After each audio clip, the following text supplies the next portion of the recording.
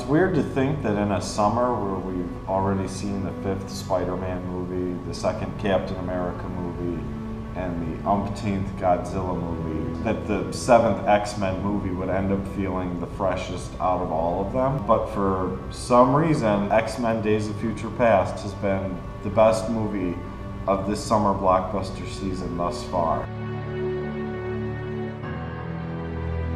It's the sort of prequel, sort of sequel to both X-Men 3 and X-Men First Class.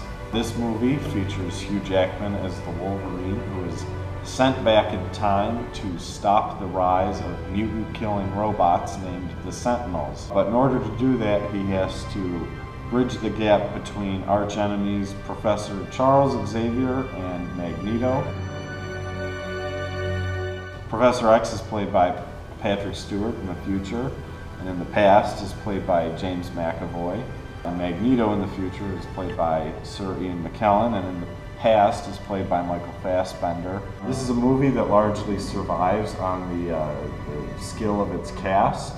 Hugh Jackman is great as Wolverine. He's been doing it for almost 20 years now. The first X-Men came out in 1999, folks. So he's been doing it 20 years. He's the best at it. I couldn't see anyone replacing him.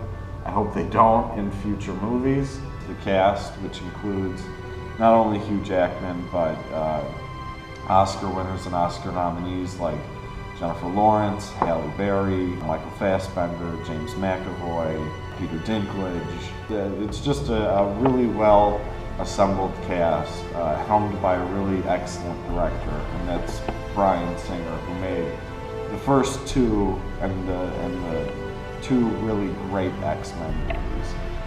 So it's nice to have him back on board. This is really the first X-Men movie in a long time that's just felt like pure fun. It feels like a big, loud science fiction movie that is smart. It's suspenseful at times, but it's always a little goofy, and it remembers that, you know, these comic book movies are supposed to be fun. Not everything has to be dark and filled with pathos, which is a good thing, although it does have quite a few scenes of dark contemplative moments, but it's largely a fun time-traveling movie that really honors both franchises that have been set up with these characters. This is largely the most fun I've had at the movies all year thus far. So if you get the chance, go see X-Men Days of Future Past.